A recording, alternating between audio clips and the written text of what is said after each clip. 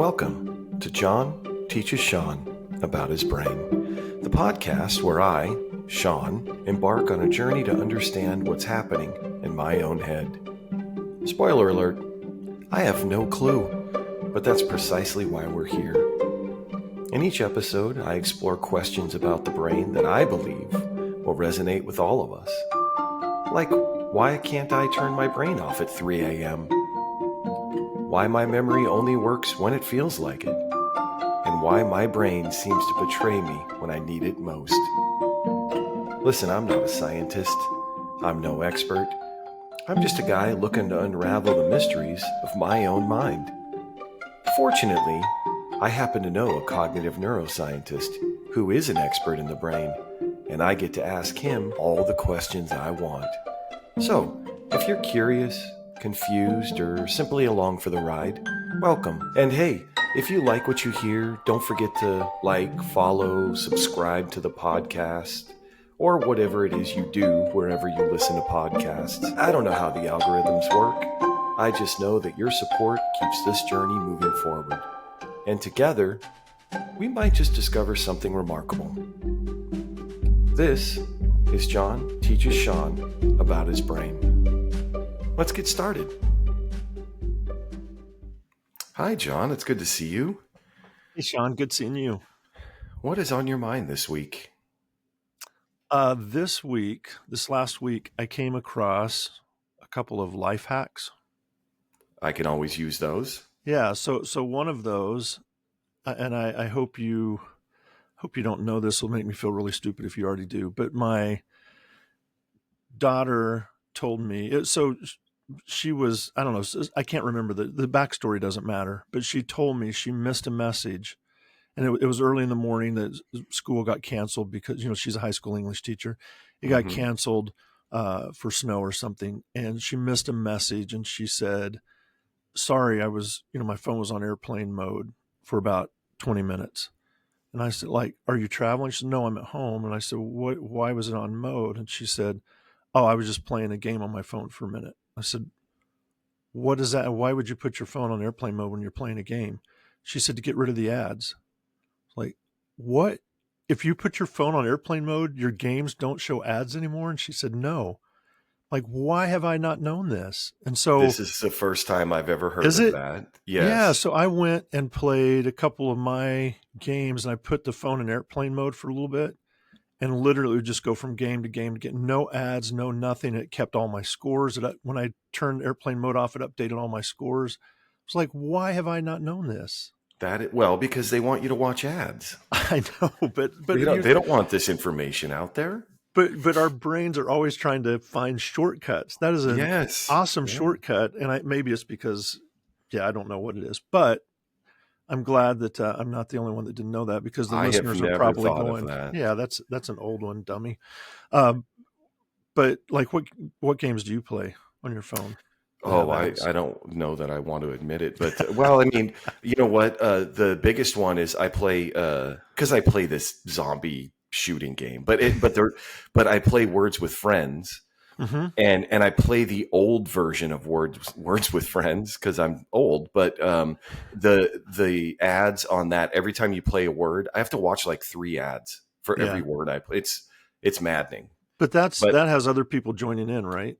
Correct. So maybe you can't update what they're playing when it's on airplane mode. I'm gonna try airplane mode. That might not work for that play game. Word with Friends. I don't know. But if it's a zombie game, as long as it's not a multiple player game. No, that's just me out in the apocalypse killing zombies. So we'll see what happens, because that has ads too. Yeah. Well, and if you need it someday, at least you're practiced. I'm not. But mine is like Math Doku and like Hill Climb Racer, and things like that I play once in a while that have ads in them, and it just it changed my weekend. But I have to be careful when I play it, because I can't just shut my phone off. Well, I didn't want to bring up the downside. You missed the message that school is closed. Yeah. But if you're not, you're not expecting anything, maybe for 10 or 15 minutes. But... She didn't miss that message. Oh, okay. School was closed, and she thought, I'm already up. She's up at like 5 or 5:30 or whatever, and thought, I'm just going to play a game for 20, 30 minutes. Good. Okay, I Yeah. heard that wrong. I heard I was playing a game on airplane mode and missed the message school No, is closed. no, that would be bad. No, and the other life hack is not one that I've done. I just read an article by James Wong in New Scientist, and it was he said this is big in social media. He said there's hundreds and hundreds of posts of this about how you can use bananas with your house plants to help your house plants grow. And so he looked at the science behind that to say bananas, because the question he was answering is, can banana skins have a transformative effect on houseplants? And according to social media, yes, it's amazing what they'll do. And I guess there's hundreds and hundreds of posts of that. And he broke it down and said that on social media posts, there's really three ways to prepare your banana peel. One is just to lay it in the pot with the plant and just let it decompose over time, and that's supposed to add nutrients and things to help your plants grow better. Another way is to put the banana peel in a jar and fill it with water and then seal it up and just let it sit for a couple weeks or whatever, and you make a banana tea, and then you pour the tea in your plant because it's got the nutrients and things in that. In the water, yeah. Or the third way is to bake your banana peels on a cookie sheet on low in the oven until the skins turn black, and then you grind up the black skins and just mix it with your soil. And so he looked into the science behind it, and for plants to grow, they need like nitrogen, phosphorus, and potassium. And as you know, bananas are high in High in potassium. potassium, So yes. that's that more so than the other elements. So the idea makes sense if you can get potassium into your plants.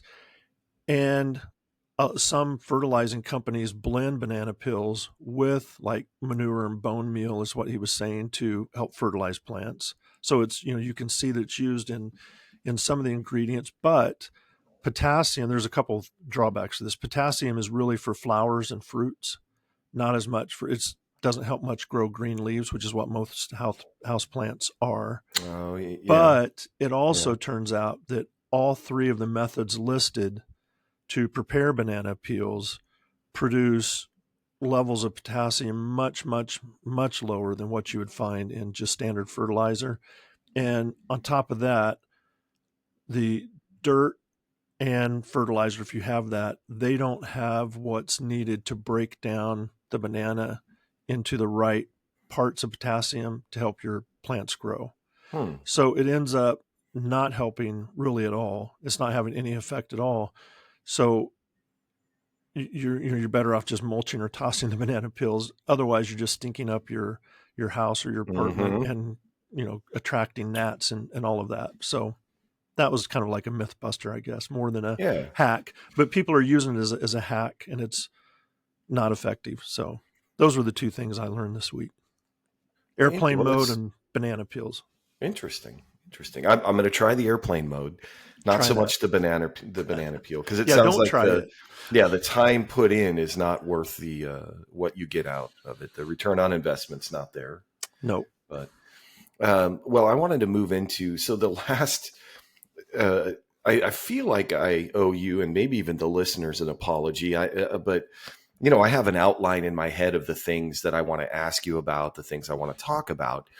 And we're only a few episodes into this podcast, and already I won't let you off a particular topic. So we're going to see how this whole podcast thing goes, but I just can't let go of schemas yet. So to go back a couple of episodes, you defined what a schema was. You defined the role that schemas play, and then that got me thinking about things that affect schema. We talked about media, news media, television, and you brought up cartoons. We talked about parenting, socialization. So there's all these ways. So we know what a schema. I know what a schema is now, how to define it, what it does for me. I know some things that can affect it, but I just can't let go. So I need some more from you. I can't let go of how then schemas of how you talked about how they affect behavior. But here's I'll just say all of that to get to, I feel like if left to our own devices, these schemas are built by examples set around us, what we read, what we hear. And it really got me thinking about, is there a way then to actually build or change schemas more effectively in a way that we want them to the behavior, the outcome to be? Does that question make sense? Yeah, it does. Is there a way to control that? What schemas we build? If schemas affect our thoughts and behaviors, then if we can control our schemas, maybe we can control our thoughts and behaviors better. That's exactly what I meant to say, actually. Okay. What you So no, that's that was much question. better put. That's my question. Yeah. There's tons of self-help books out there to try to help people change behavior, become a better person, change the way you do this or that, change how you feel, change how you think. And there's very, very few. I'm sure there's some out there that I haven't found, but very few of them talk about schemas or base it on schemas, or really some of the way the brain works, at least the way the non-conscious, the back channel brain works. Mm-hmm. And that's a really good way to go about changing behavior, is to figure out what the brain is doing and then work with the brain to change your behavior. Yeah, that's So a great way. in our in the introductory episode, which is now like 6 episodes ago, it was a while ago, you brought up that when you left academia, you started a company. Mm-hmm. And we did kind of, I don't know that we ever settled on, it's a tech company, but it's also a training company. But we'll just stick with it's a tech company for right now. But that company was based on the idea of everything that you learned about the brain. Mm-hmm. And then you might have mentioned this. That might be the beginning to answering my question. Is you have come up with what you believe is a systematic way to change schemas to affect behavior in a positive way. Yeah, that's right. And so that's kind of what Preflex was born out of, was Okay. out of the research based on how to change behaviors. And so I can just tell you kind of what we learned with Preflex, and try to keep it brief, but just tell you kind of what we learned of how to change schemas that help change behaviors. Okay. So there's a few parts to this. First of all, the key to this. So if you think about it, we've got to first distinguish between the on channel and the back channel. And for people that are just kind of tuning in and they didn't hear one of our first or second, that was our second episode. Second episode. You were because there are different ways that people in the past, I mean, going back to the 70s and probably obviously before that, but Mm-hmm. have tried to describe the two systems that run our brain. Mm-hmm. And we, in that episode, you introduced the on channel Mm-hmm. and the back channel. So really briefly, if you could just describe those again. Yeah. So the on channel is conscious awareness, what you're aware of everything your brain's doing and what's going on around you. Okay. And then the back channel is everything else that's outside of your awareness. So that's like your non-conscious. And sometimes it's called unconscious or, subconscious. But the non-conscious is all of those. It includes all of those things that you're not aware of. So that's the back channel. Yeah, and I think we've established by now I'm not a neuroscientist, but I am I don't want to say dogmatic. Words matter to me. I really I obsess about words, but I don't personally like the unconscious Mm-hmm. to describe that system, because for me, and it's only for me, can't speak for anyone else. I think about being knocked out, like you're unconscious. Yeah. So or asleep. Or even asleep, right? Yeah. Yeah. And then I'm a little bit better with subconscious, because sub meaning below. Mm-hmm. And if we're talking the waterline, but subconscious still kind of reminds me of some, I don't know, is it Freud or Freud? Yep. Some of that stuff. So I really, not sucking up to the professor here, but like I really do like non-conscious Mm-hmm. as a description for that system, because I feel like it does better describe just in a word what is going on in there, Yeah, it's a because it more is very neutral active. term. Yeah, neutral. See, It is okay, because this episode you've been taking my like ramblings and making them very concise, and I appreciate that. yeah, you'll have to do the same for me here later because I start rambling about this stuff.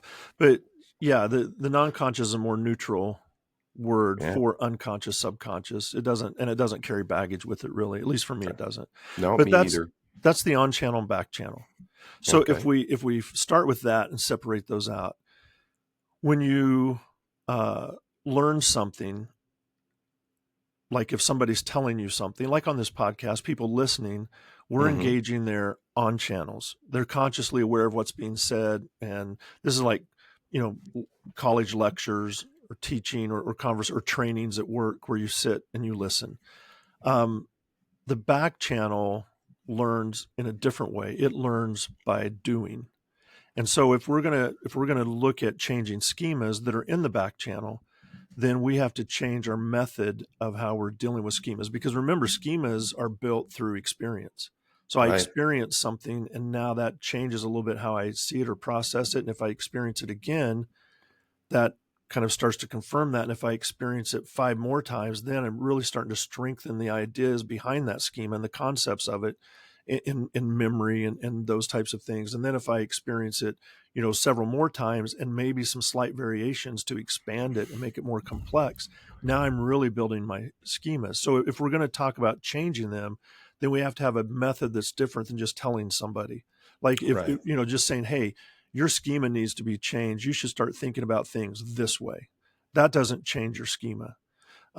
So one of the kind of the first key to this training is to think about it in terms of micro trainings or micro experiences. So if I want to change my schema and I want to control it, then I want to figure out what schema it is I want to build and then set up situations where I can experience that schema in its new context, and it has to be experienced over and over and over. So it's not just one or two experiences and you're done. You need to start experiencing over and over. So the first key is to practice schema building over time, and it can be small amounts, but it's to build it over time. I've been reading here and there about in corporate America anyway, these micro learning, micro training Micro learning. Mm-hmm. that they've been going to, like I don't think I didn't ever work in corporate America, so I'm a little outside of my expertise here. But if you were going to do a training at a corporation, whatever the training is, and actually I'll take it back to police work. That is my area of expertise. But on a training day, generally speaking, we would have a 4 or an 8 hour training day. And in that 8 hours, just cram all this information. And here's the policy, here's the new laws, here's how to do this, here's when to do that. What you get the idea. You're saying that, and going back to what they're doing in corporate America, is instead of 4 hours, take that 4 hours and spread it over months, and just do a couple of minutes of that a day. Just a few minutes a day, yeah. Just a few minutes a day. And I do want to kind of draw a distinction between micro learning and micro training or micro experiencing things, Oh, okay. because Yeah. micro learning is kind of that's where you're given the on channel information over little bits and pieces over time so that it learns and can regurgitate that information. So Okay. if it's like policies and procedures and things like that, breaking it down into small 5 to 7 minute chunks where you listen to 1 or 2 a week helps you remember it better over time. So there's a ton of studies around how effective micro learning is. So that methodology works even with the on channel. It's kind of Well, like you remember yeah, cramming for an exam or I do. Yeah. studying over time. Yeah. Everybody, if you say if you were to cram 1 hour the night before an exam, or for 6 nights before the exam, you spent 10 minutes a night, that's 60 minutes both ways. Which method is going to help you score the highest on your exam? And the answer that surprises people sometimes is it probably doesn't matter that much. You're Mm-hmm. probably going to score about the same, whether you spread it out or whether you cram the night before.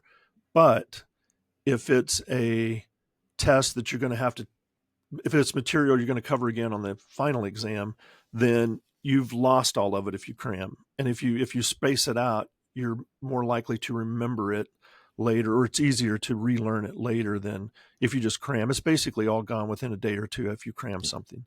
Yeah. And so that's what these sessions where you sit people down in a room for 4 hours or 8 hours, it's just like so much gets piled in, almost all of it washes away. And if you break it down into small chunks, then you're absorbing those chunk after chunk after chunk, and you're building knowledge over time. So that concept also applies to the back channel. But not what we're talking about right now, because I realized I used the wrong word again. John, very nice of you to not point it out. But micro learning, different than micro training, because we're talking about behavior. Yes. So how schemas affect behavior. My original question was, there a systematic way to build schemas to affect behavior?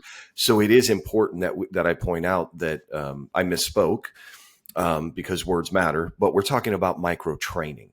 Yes. Instead of micro learning, yeah. Instead of micro learning, which I appreciate you going down that road briefly to say micro learning still works, but we're talking about actually trying to affect behavior in some way. So that's micro training. Yes, and I'll just one more thing. Micro learning works to help you remember information, but micro learning does not change behavior. Right. That's the distinction. And then micro training can end up changing behavior. So with micro learning, you give people information, they have to try to remember that information when they're in the middle of an act or acting, and try to change it themselves at that time. Where if you do a micro training, you can have them practice the new behavior over and over, and it's so much easier. Okay. Because like you were in academia for quite a while, you were a professor, and you're up there lecturing for an hour, 50 minutes, whatever it is. We talked about my college experience, not a good student, so I couldn't tell you how long a class was, but you're telling the on-channel information. And even though you're doing that over the course of a semester or whatever the unit is, that's just information that they need. That will not affect their behavior. No. And so, yeah, I spent a lot of time practicing how to keep people engaged while I was giving them information, like honing those skills, and really trying to figure out how to teach the on-channel and give it information that it can remember, and relate fun stories and keep them engaged, and all of those things, make things interesting. But that doesn't change behavior. So when we started Preflex, it was a little bit difficult because my schemas were, well, just tell the on-channel what it needs to know, and that's not how it works to change behavior. So it took me a long time to kind of change how I was thinking about this, to develop training in Preflex. And so, there's some tools that can help. It's micro training. It's these short trainings of 2 to 3 minutes a day, several days over time. That's good. But then there's some tools that we can use to help that process along. So probably the most important tool is to figure out whatever your schema is that you're wanting to change, come up with the concept behind that schema. So if it's behavioral change, you could come up with the concept of empathy. I want to be more empathetic, for example, or patience. I want to be more patient with people, or what would be some others? I want to be safer. I want to safety is a more big, situationally big aware and safer of what's going on around me. So you choose a concept, and then that you want to build a schema around that concept. Because remember, as you're experiencing your world, as you're walking someplace or even sitting, and things are happening around you, your brain is taking that information in, and your back channel is filtering that information through your looking for schemas, looking for patterns, all of these things to help you quickly understand what's happening in the world, so that you don't have to spend time trying to figure things out. You just kind of know. That's what schemas are built for. They help you know what's happening. So you want to build these schemas so that the information flows through quickly. So a concept is the best way. So it might be, for safety, it might be hazard, might be a concept that you're starting to look for hazard, or a threat. It might be Mm-hmm. threats that you're looking for. So you take that concept, and that's what you're going to use to create situations that you practice on in small chunks of time, 2 to 3 minutes of time, you know, several days a week.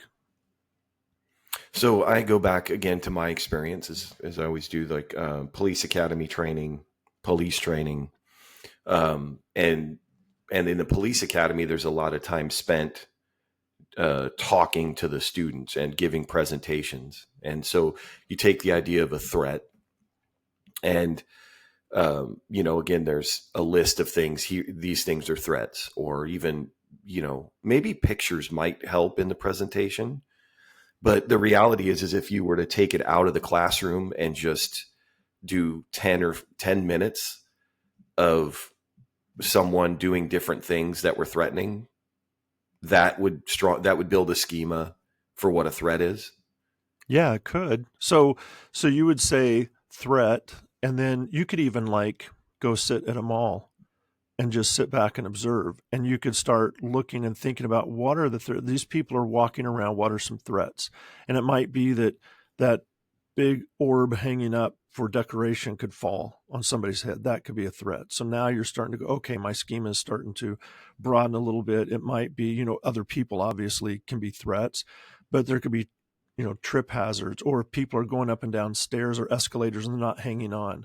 It's like if there's a little bit of a jolt or a little bump, they could start tumbling, and then they knock all the people down behind them too. So think about all the different ways that somebody could be threatened while you're sitting there looking at it. That's the experience your brain needs to help it start building that schema. But you can't just go to the mall once. The next time you might go to the park, and then the next time someplace else. You can use your imagination to think about things, because imagination is created in your brain just like perceptions are created in your brain. So the Hmm. brain uses actual perceptions and imagination similarly. Right. And so I might be falling back into uh, traditional methodology a little bit here, because I was thinking about, and maybe because I said the academy and my brain went right into that mode, but thinking about slowly building up to, so start with the real obvious threats. And I'm not saying this is right. I'm saying this is where I went, uh, was, starting with the obvious threats: a gun, a knife, someone posturing. Those are obvious threats. And then once you get the student to start having a basic understanding of what a threat is, then the importance of trying to broaden the schema based around that concept. So Yeah. traffic is a threat. The curb could be a threat. And then Mhm. falling down the escalator, right? Like, Mhm. so I was looking at it more of like a building block, and maybe that's not necessary, No, that's but that's a good way to do it, because schemas are networks of associations. So you're okay. associating things. So a new student coming into the academy uh, will already have the concept of a gun as a threat. So you could make that association to start building that, kind of tying together threat with gun, threat with knife, and those types of things. Then you start adding in things that they might not think as much about. And I've been around law enforcement training now enough with preflex to know that even like a bulge around the waistline might be a gun hidden there, or if their Right. hands are in their pocket, they might be hanging on to a weapon that they could pull out very quickly uh, Hmm. and use. So then you start building those types of associations around it, and then you keep adding to that, like the curbing and slick sidewalk, and Oh yeah, slippery surface. That's a threat. That could be a threat. yeah, and just Yeah. keep building onto it. Yeah. Yeah. No, that's the better way to do it, to build association. And it's also called scaffolding. So scaffold that information. And scaffolding means. You take a foundation, what they already know, and then add Hmm. a little bit to it. And then they learn that. Now they know that. Now you can add a little bit more to that. And then you add a little bit Okay. more to that, rather than dumping everything at once. Here's the 15 threats. It's like, here's the threat you already know plus a couple new ones. Now Right. that you've got those, here's even a couple new ones. Okay. Okay. So so we have these concepts, Mm-hmm. and depending on what schemas you're trying to build, there's probably several concepts associated with that. And so can you just talk about those concepts a little bit Yeah, more? sure. So preflux is a methodology like Mm-hmm. but people should realize it's a methodology. And so it can be applied to really to anything you're doing. And we when we were doing our research with law enforcement, we came up with 7 concepts that we wanted people to learn and think about and do. And those 7 concepts we felt would really build a good kind of a robust set of schemas that would help officers through almost any situation they would face. And so they were breathe, scan, threat, position, cover, connect, escape. And so if And you when, think of what you do as a police officer, mm-hmm. those 7 things cover almost everything you do. Breathe, scan, threat, position, cover, connect, escape. In the And broadest sense of, yeah, those concepts. So going back when you said we came up with these, I'm assuming it was you and some people in law enforcement, yeah. or who? Yeah, so here's a story. There's a there's a guy named Mike Guido in Pennsylvania that uh, was when I was at Dickinson College there. He was with the DPS, Department of Public Safety, a captain there, and I had returned from doing some research. I think I mentioned this in our kind of introduction episode, but I was doing some research with the London Metropolitan Yeah, Police, yeah, you mentioned that. yeah, about driving and things. So I was coming up with these ideas about how we could change behavior, and I was wanting to follow up on some things that were interesting from that, and I was wanting to come up with categories of concepts for policing because I was doing we did the driving study with police, so I was thinking, well, not just driving, but everything police do. So I asked him to meet, and I said, I need some concepts. And I thought, in my mind, I explained it really well because I knew what I was thinking, but I didn't know anything about law enforcement or law enforcement Right, training. right. So he heard what I was saying and said, okay, yeah, I have a friend, we'll come up with some concepts for you. So he brought me a list of like 42 concepts or something like that because because I said I want the concepts that will cover everything that's done in law Right, enforcement. right. So he was covering everything that's done in law enforcement. I felt really bad because he spent days and days coming up with this list and thinking through it.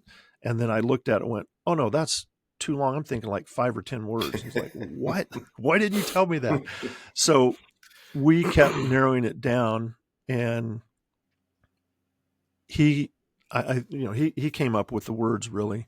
We changed a couple of them based on research that we were doing, but Mm-hmm. we landed Okay. on these 7 words. And what's interesting is there's a study in psychology and in memory that this is a study that was conducted in like the 1950s, and it's called the magic number 7 plus or minus 2. And it just means that, in our short-term memory, we can remember about 7 things, but it's really, the range is probably 5 to 9, but 7's kind of that magic number. And these words came up to 7, which is good because it shows that it's something that we can handle and deal with. But those 7 concepts, after we developed those, he said, oh yeah, I think this covers everything. And I know when you saw them, you agreed, and different I do, people yeah. saw it and agreed that these are the words that kind of cover everything that you would Mm-hmm. need schemas for. So then going back, we have these concepts. At Mm-hmm. least for law enforcement, we have 7 words, and Mm-hmm. then in industrial safety, there's 7 words. Yeah, it's the same 7 concepts. 7 We just concepts, but different words. changed the, like, Two, threat two. went to hazard, Yep. Yep. and connect we changed to engage, Okay. and cover we changed to protect. Right. But So they mean the again, same thing. concept. Right. Mm-hmm. Concept is the same. The word is a little bit different. Yes. Okay. And so we have these concepts. Then what do you do with those concepts now? So this is a really important key. You want to use those, whatever word or words you choose as Mm-hmm. to represent your concept, to label your concept. You need to use that word exclusively while you're while you're trying to build these new schemas. It's kind of like teaching a dog to heel. You want to say Okay. heel so that it gets behind you each time as you go. But if it learns to heel and then you say, follow me, you start walking, it's like, what? Or if you say, I'll go first, you come second, those all still kind of mean generally the same thing, that the dog's going to follow you wherever you're going. But those are different ways to say the same thing, and it confuses the dog because it's attached a word with an action. And your back channel is not logical like your on channel, so it doesn't quickly put those types of things together. So it's better to always use threat, even if you think, well, that's not going to kill me, but it's a threat that I could get a paper cut. Is that really a threat? Well, yeah, because the concept is going to be things that can harm you. So even if it's a paper cut or it's a gun, threat should be used in both of those situations. Okay. So using the word That's really important. exclusively is Yep. important. And then the Okay. second thing is to get that information to your back channel. One of the vehicles that we use that we found through research is extremely helpful, something that's kind of already been used, and it's something we all do already naturally, and that's talk to ourselves. And it's referred to as self-talk. Mm-hmm. So athletes use it, self-help people use it, self-talk is used a lot. But we all do it, right? I noticed, especially like when I'm under stress, Mm-hmm. and people are watching, right? And I have to do this thing. I find myself talking myself through it to Yeah. try to that's what you're talking about. Yeah, like if I'm plugging my microphone and camera in, I might look at the wire and say, see, where does this wire go? Does it go on the back? Let me look at the back. And you just kind of talk your way through Mm-hmm. tasks. Yeah. And then self-talk can also be used to say, man, I really screwed that up. And on the podcast today, I said some stupid things and all. That's negative self-talk. And so you can avoid that and use positive self-talk, which is much healthier, to say, hey, I might have missed an opportunity or two, but I said a lot of things that are going to help people. And so putting a positive slant on it, because too many of us engage in the negative side of self-talk.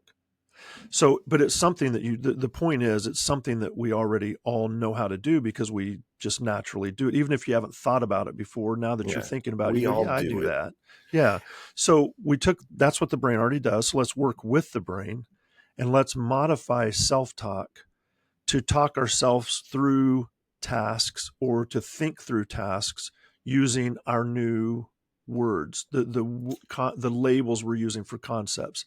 So if Okay. it's threat, like law enforcement, threat, position, cover, Cover. Yeah. let's go to the mall and sit and talk about people and then think about those concepts, like what's their position to the threat. Like the orb is a threat, but they've positioned themselves away where it's not going to fall directly on them, but if it shatters, shards of glass could hit them.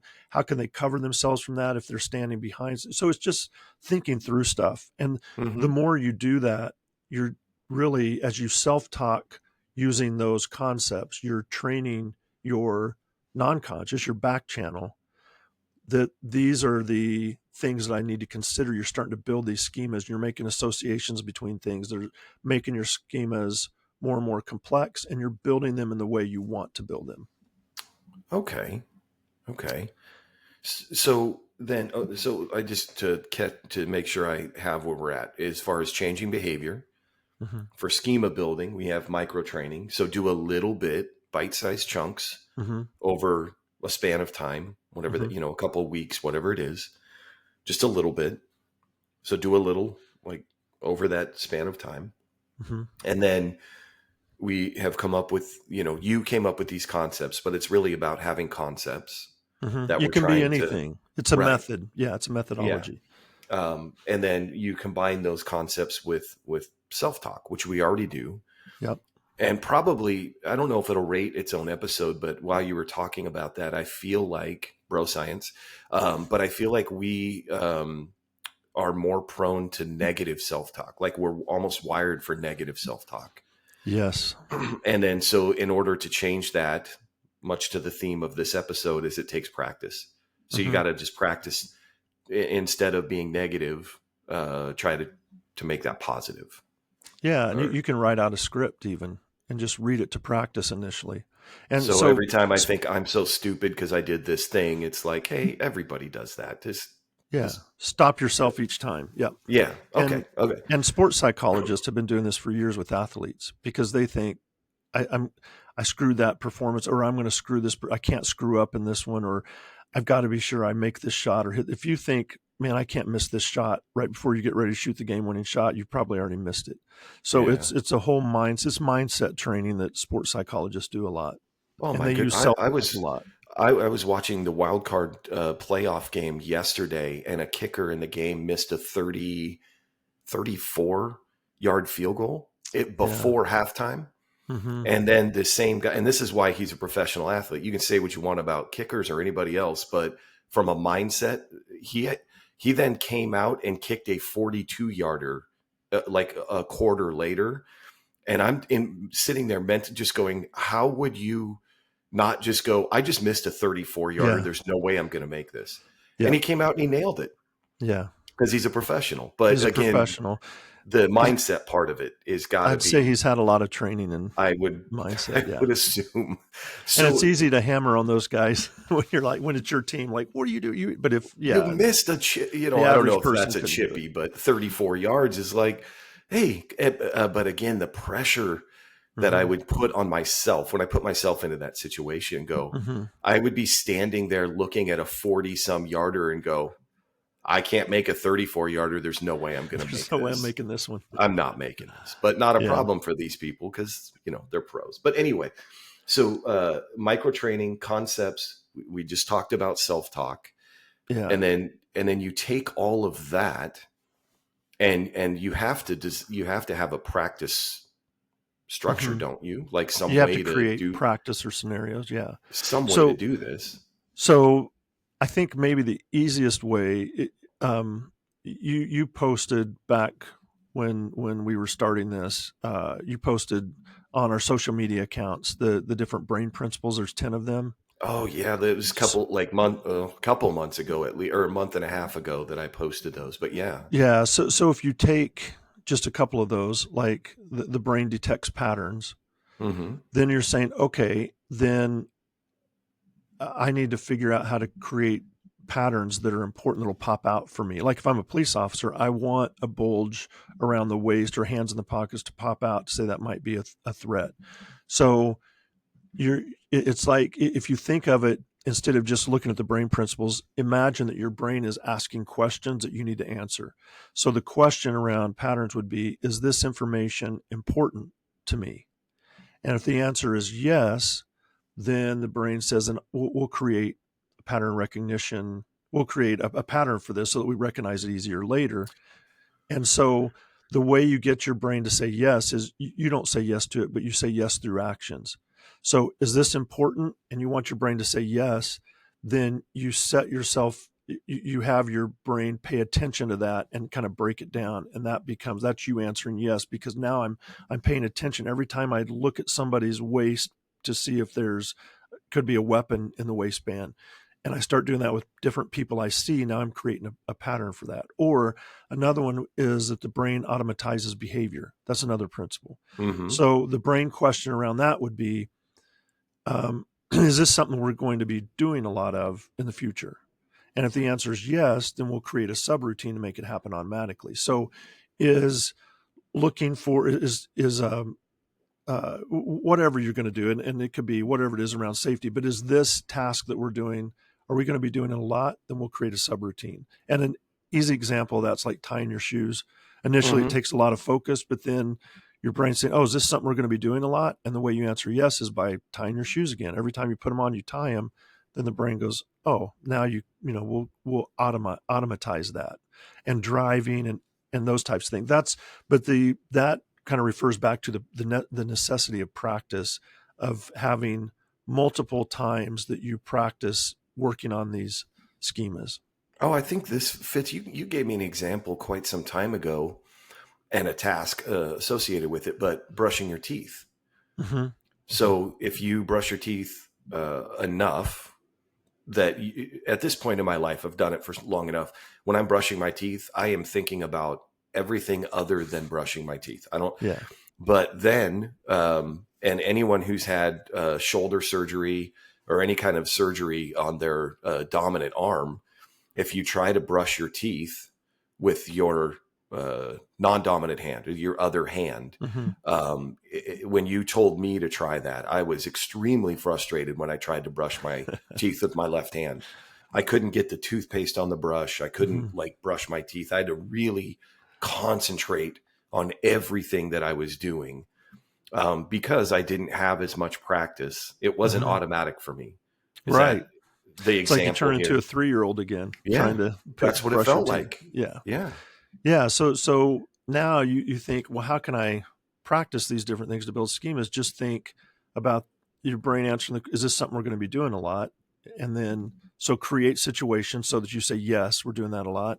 Is this information important? Really focus your attention on it so that your brain goes, okay, then we'll create a pattern for this. So that's just an example. And it can Right. be, again, something you do, like setting up time to go to the mall or whatever. For us with Preflex, we developed an app. That's the tech side of the company. An Okay. app that officers log into, and then we have the exercises already set there for them, and we give them things to do and to practice and to use these words. We call them code words, and they use the words to start building their their schemas. That they already understand the words and the concepts, but they probably haven't practiced them enough. They haven't really expanded their schemas, and so they self-talk around this. We call that flex talk. So they use flex talk to talk about the code words in the exercises we give them. That's to help them build appropriate schemas to help them do their job in the right way to stay safe and professional. And you can see that there's an actual behavior change that you can see. Absolutely. Huge changes in behavior. Yes. And okay, so I mean, let's talk about, you've done a lot of research. When you say you've seen behavior change, so there was one you told me about in Pennsylvania. I'm trying to remember it right now, but you know, the one was it college students or what? No, it was at Penn State University. Okay. And it's where the Pennsylvania State Deputy Sheriff's Academy is. Okay, so it's an academy. It's an academy where every Okay. deputy sheriff in the state of Pennsylvania, all, 67 or 70 counties, send their deputies to State College, to Penn State, and they train there. And so we did some research. That was the first place that we started researching this methodology at, back in 2013 or 2014. So it's been a while. It's been over 10 years. Over 10 years ago, yeah. Yeah, that we started developing this, and they let us use their recruits, their students in the academy there to test some of this out. And for example, one of the things that really stood out was we had a scenario where they had been learning, they'd been practicing Preflex throughout the academy for 2 or 3 months, 3 months maybe, or more than that, so 20 weeks maybe. And at the end of the academy, they had to pass a scenario where they clear a room. They have a kind of they've built an apartment room. Yeah. That they have to go through. There's different tasks they have for them. And so we tested them in the apartment, and we added stress to it. They thought there was going to be somebody in there with an airsoft gun that was going to shoot at them, because that had happened before in their training. They were geared up in the stress level. Yeah, elevate stress level, heart rate. There was a report of somebody in there. They heard gunshots and they had to go in, but there was actually nobody in the scenario rooms. Okay. And we were testing their memory and just several things.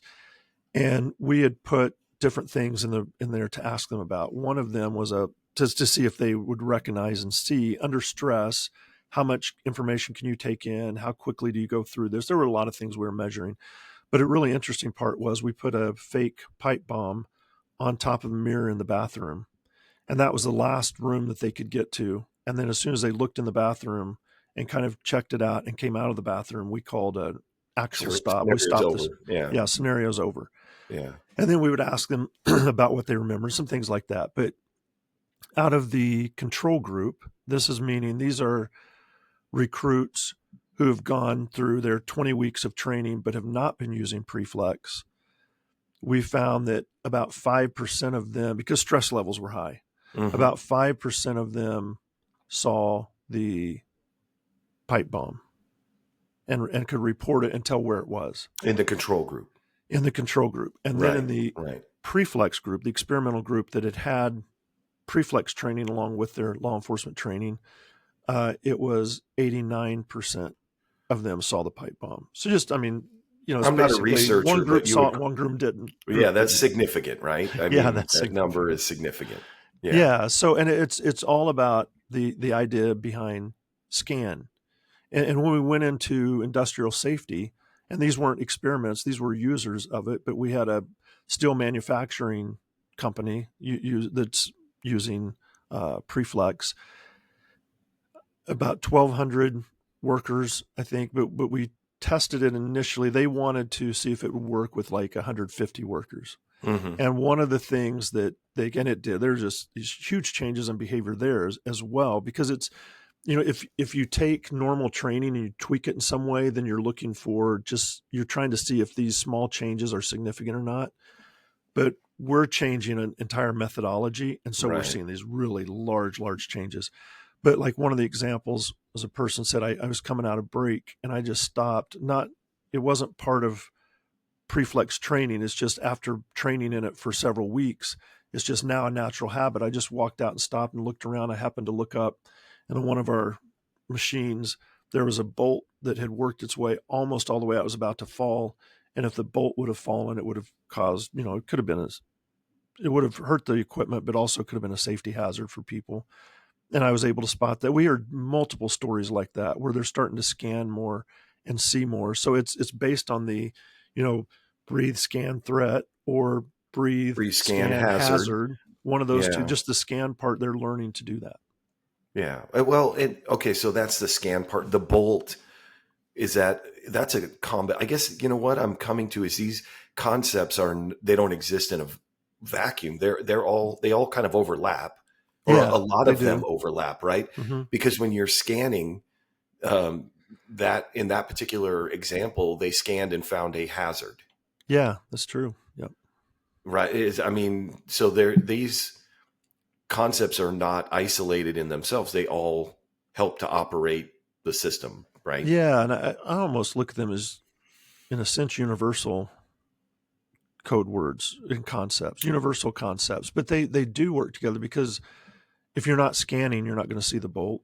Okay. And even if you're scanning, and you see a bolt, it doesn't mean anything unless you know it's a hazard. Correct. Yes. And so, yeah, they're tied together. Yeah. Okay. I can give you another example if you want. Sure. Yeah. The word cover, and this was out in Washington at their state academy. We did a research study and found that, and just videoed students that were in the same week of training. So we had a control group and an experimental group again. So those who had not been exposed to Preflex, they had the same instructors and the same curriculum. And then those who had the same instructors and curriculum but also had Preflex. We looked at how they responded in a scenario where they were in a room with a screen and they had a gun with a laser on it so that they could respond to a threat, like on a video in front of them, a large screen in front of them. Their system was called Prism, but I know there's others out there. And I think they use Vertra now or something. But anyway, we had a little kind of a half wall set up in there. We didn't tell them what it was for. It was just a half wall. Most of the students who had Preflex stepped behind the wall when things started getting a little bit of uncomfortable, their interaction with the person when they're trying to talk to this person, they just stepped behind the wall. And so we found out that they were 35% more likely to use cover, and they did so like 17 seconds sooner than so there was some in the control group who used cover, but they went a lot later in the scenario when things got really dicey, and a lot of them didn't even use cover. But in the Preflex group, basically everybody went to cover and a lot sooner, because that concept, they had a schema now. They didn't have to, and just asking them about it, they weren't thinking, what are my words and how should I use them or what should I do? It's just now this information's coming in. They've been practicing what threats are and that you need to reposition behind cover. And so they were just automatically doing that because the non-conscious brain had learned that. And so that's just happening. That happens automatically at that point. It was happening. They're not thinking, I'm uncomfortable, I'm going to move to cover. That's the on channel.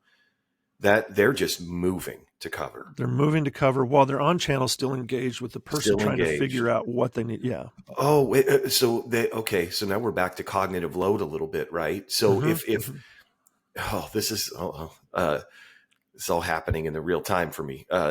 While they're moving to cover, that's being taken care of automatically. Mm-hmm. So there's more resources left for the on channel to have a conversation, to listen to what people are saying, so they can actually. I try to be careful about the term decision making, but they can make better decisions because they have these schemas driving their behavior in the back channel. And a lot of decisions are made in the back channel. Like the decision to go to cover, that was a really good decision. Even though they didn't consciously think that I need to go to cover, that was a decision that was made. But then there's also on-channel decisions. And yeah, those, training in any type of training, but law enforcement training is saying, here's the things that you need to know, and policies and procedures, and here's the things you should do, and here's things you shouldn't do. So it's like a lot of things that law enforcement train that you should do or you shouldn't do are counter to what your brain and your wiring is. Like if I see a threat, I'm going to head the other way, but law enforcement can't. So it's those types of things. If somebody's starting to fight me, getting the first punch in is usually better. It gives you a better chance of surviving the fight, but law enforcement can't. So it's those types of things that they have to learn to kind of go against some of their instincts. And it takes the practice, the back channel learning that. And it also takes sometimes the on channel thinking through it in the moment. So you need resources in the on channel in order to think through what you should be doing.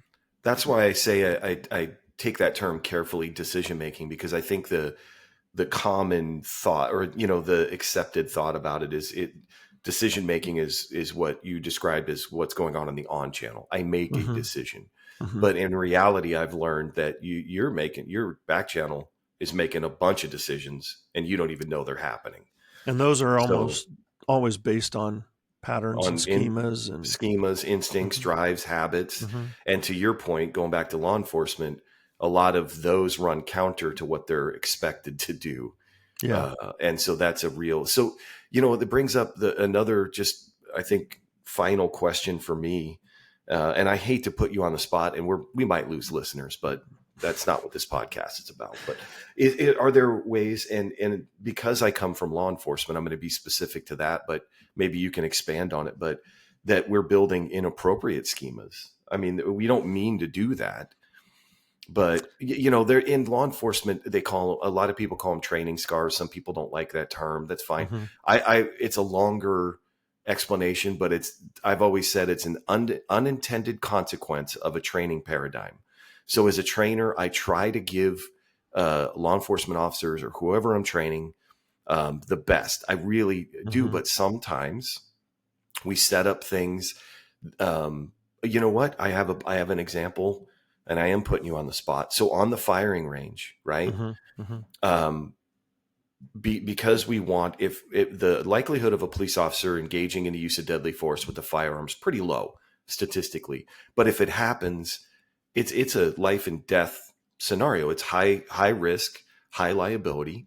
And so when we practice that on the range, you try to induce that stress. You try to make the students understand that this thing happens fast and all those things. So again, I'm setting up, I'm not trying to treat the instructors in a negative way, because I was one of them. I did some of these things.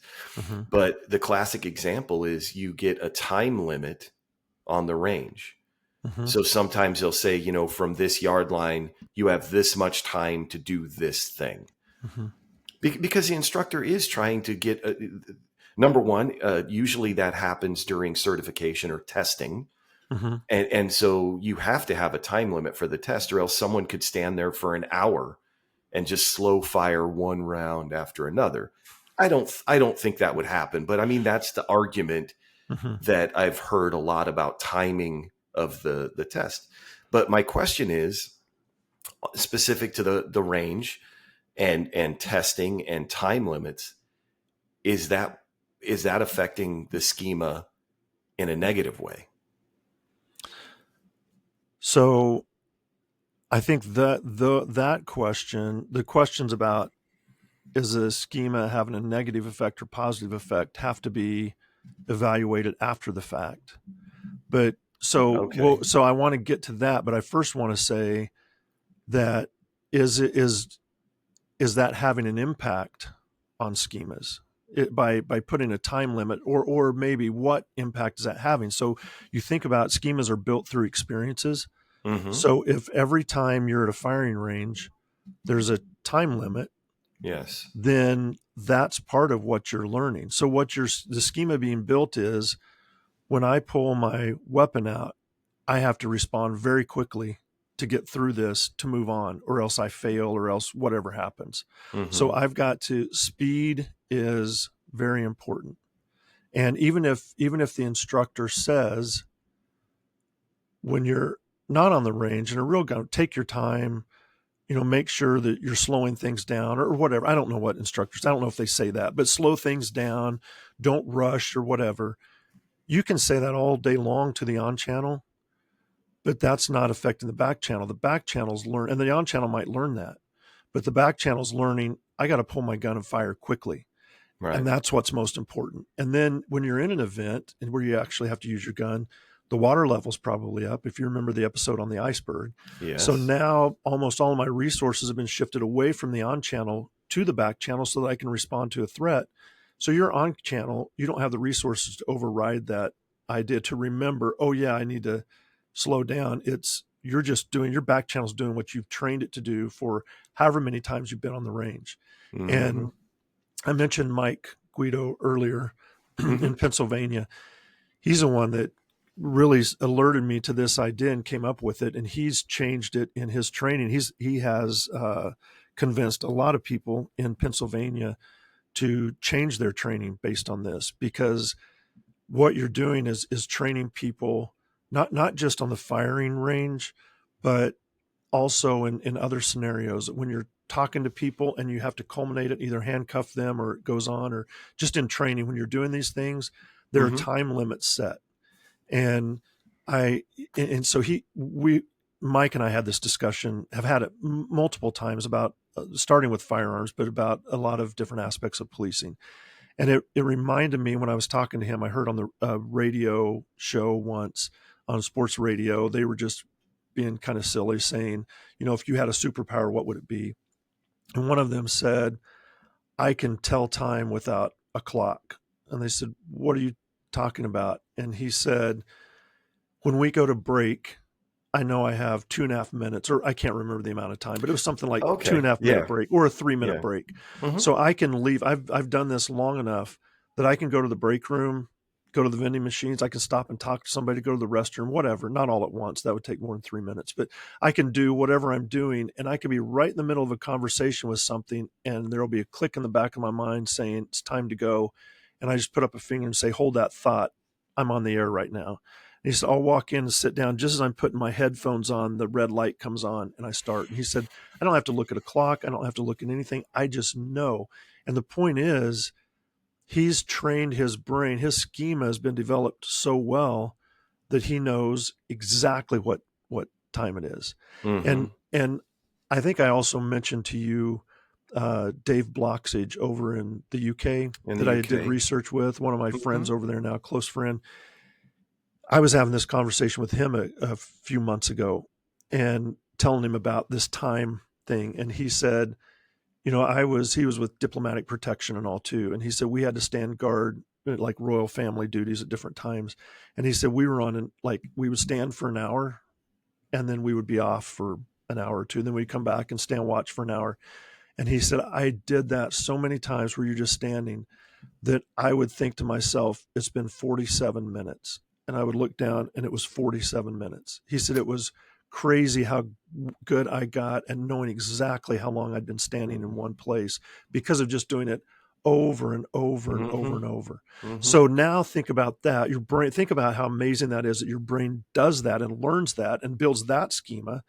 Now think about training. Everything is rushed because you have to get through it because of time limits. So you're going to, at the firing range, you've got to hit the target a certain number of times in a certain amount of time. And then you're going to a scenario with handcuffing. You have to do the takedown and all this in a certain amount of time. And now you're in a scenario where, and so it's just everything's timed. And then when you're, I've heard this, but when you're in FTO or whatever, you're a rookie and you're with the other person in the car, you have a certain amount of time to wrap up a call because there's a backlog of Other calls waiting. holding. Yep. So you just got that feeling of I've got to hurry and I've got to wrap this up. Now you get into a situation where it might be deadly force being used, and you're wondering why officers rush into it and make quick decisions. It's because they've trained their brain through academies, through department trainings in all areas, not just firearms, but firearms, handcuffing, car stops, scenarios. Everything has a time limit. You have to hurry, hurry, hurry in every aspect. And now you're wondering why police officers rush into things or stress levels high, their back channels going, I know there's a time limit. When that 3.5 minutes lets up, or I know what I got to move now. That something clicked in the back of my head, like with the radio guy saying, I got to do it now. And you're like, why did you choose that time to do it? And they'll say, I don't know. I thought he became more threatening or what. No, it's because your back channel said move now because that's what we've trained it to do. That is illuminating, but also fascinating. No, that it makes maybe a little scary.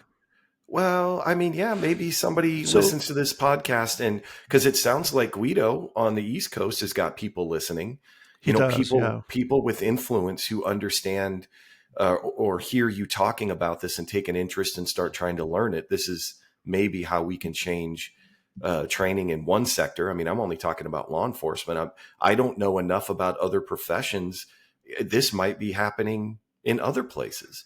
We're training, we're a company training our employees. We're fire departments. It's just my mind right now is spinning in all of the different places that people might be trained in a way that they're building these schemas and it's leading to unwanted behaviors.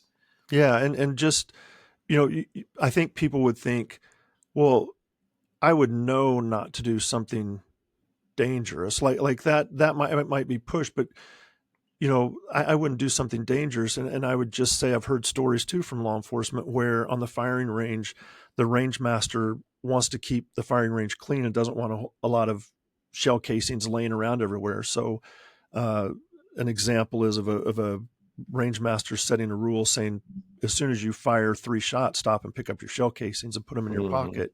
And then shoot 3 more and put those in your pocket. So you're always gathering them. So the range is clean.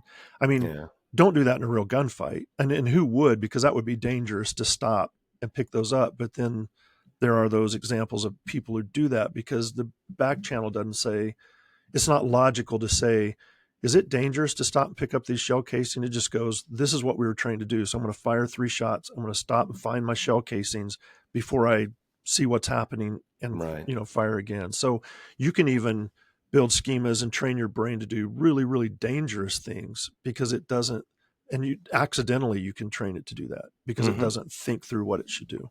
Right. Exactly. Right. Exactly. Wow. Okay. Well, thank you as always for that. That's ending on a rough note, isn't it?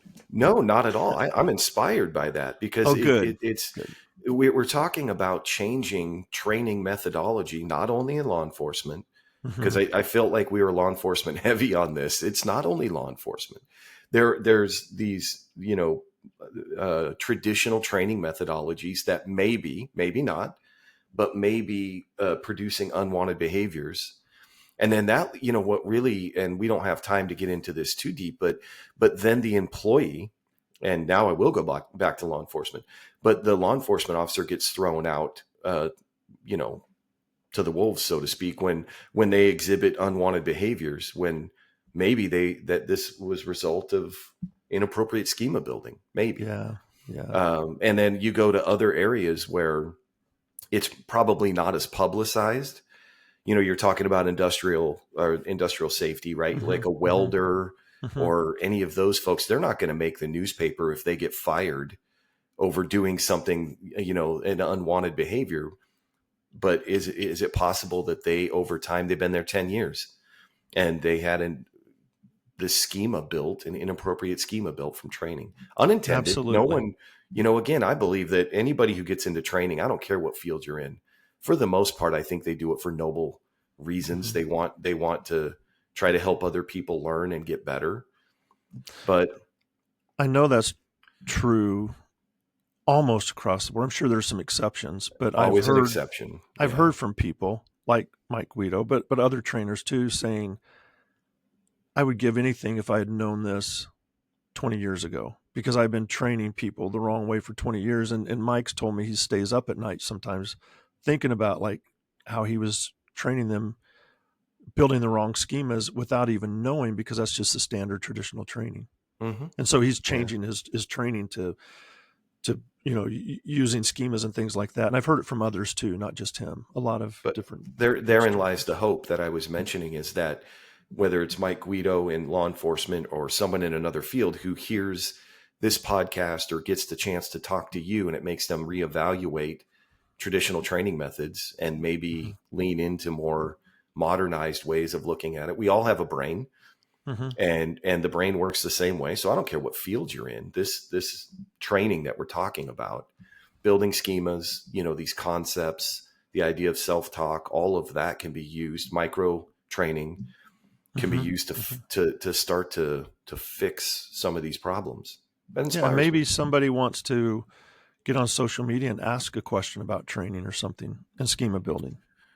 Oh yeah, that's actually a really good just point. Send you know, a question, because I don't want to give my phone number out, but I know like Mike calls me almost weekly with question things he's trying to do, and we talk about it, and we talk a lot as well, and some others do, but not everybody has that access to somebody who can answer those questions. So maybe they just ask the questions on whatever our social media account is. Well, those are posted in the show notes. So anybody who's listening to this on Spotify or watching it on YouTube, all of our socials are in there. And definitely, John, he's not going to give you his phone number apparently, but he just opened the door. I would like to keep that private. If anybody out there has more questions about schemas, training methodology, or anything, hit us up on socials and we'll answer your question on the podcast.